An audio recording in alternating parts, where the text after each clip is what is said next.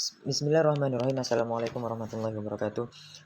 Saya Muhammad Afandi dari Prodi Teknik Industri semester 5 kelas B, akan mempresentasikan hasil jawaban UAS mata kuliah pengendalian kualitas dengan dosen pengampu Bapak Hafiz Rosidi STMT.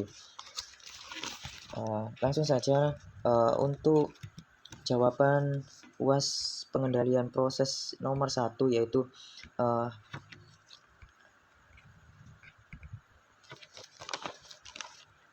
fokus utama dan target Motorola di Six Sigma, yaitu 1. Reduksi variabilitas proses, 2. Peningkatan kualitas produk dan layanan, 3. Penurunan tingkat cacat dan kegagalan, 4. Peningkatan efisiensi operasional, 5. Orientasi pada data dan fakta. Kemudian untuk hasilnya yaitu 1. Meningkatkan kualitas produk, 2. Menurunkan biaya dan pemborosan, 3. Peningkatan proses bisnis, 4.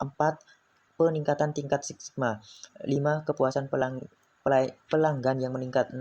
Pembangunan budaya perbaikan terus-menerus. Nah, untuk jawaban soal yang kedua, yaitu yang pertama, 5 fase dalam Six Sigma. 1. Define atau tentukan. Tujuan dan batasan proyek ini ditentukan dengan jelas. Tim proyek perlu memahami masalah yang akan diatasi. Kemudian mengidentifikasi pelanggan yang terlibat dan menetapkan kriteria keberhasilan. Yang kedua yaitu measure atau ukur. Tim mengidentifikasi variabilitas dalam proses dan mengevaluasi apakah proses tersebut memenuhi standar kualitas. Peta aliran proses dan aliran data statistik dapat digunakan untuk memahami sejauh mana proses memenuhi tujuan.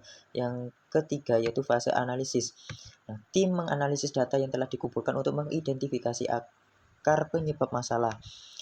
Kemudian yang keempat yaitu improve atau perbaikan. Pada fase ini strategi perbaikan diuji melalui eksperimen atau pilot dan perubahan signifikan diterapkan pada proses. Pada fase kelima yaitu kontrol. Memastikan bahwa perubahan yang telah ditetapkan berlangsung dan memberikan hasil yang konsisten. Untuk soal yang ketiga yaitu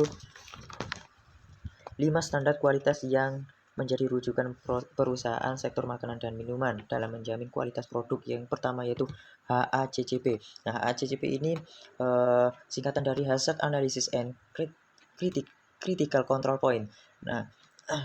HACCP ini adalah sistem manajemen keamanan pangan yang berfokus pada identifikasi dan pengendalian bahaya potensial dalam produksi makanan. Kemudian yang kedua yaitu ISO 22000 yang menjelaskan tentang sistem manajemen keamanan pangan. Kemudian yang ketiga yaitu GMP, Good Manufacturing Practice. Ini adalah standar yang memberikan panduan tentang praktik-praktik produksi yang baik. Standar ini, GMP ini mencakup berbagai aspek termasuk kebersihan, pemeliharaan peralatan, pelatihan karyawan, dan dokumentasi. Kemudian yang keempat SQF yaitu Safe Quality Food. Ini adalah program sertifikasi keamanan pangan yang mengintegrasikan prinsip dari HACCP dan GMP. Kemudian yang kelima FDA Food Code. FDA ini menerbitkan Food Code yang memberikan panduan untuk praktik-praktik keamanan pangan yang aman. Kemudian yang keenam, BRC Global Standard for Food Safety. Standar ini yang diterapkan secara global. Ini mencakup prinsip-prinsip GMP dan HACCP serta persyaratan khusus untuk mengelola risiko dan keamanan pangan. Kemudian yang keempat yaitu langkah-langkah penerapan GMP bagi industri makanan minuman.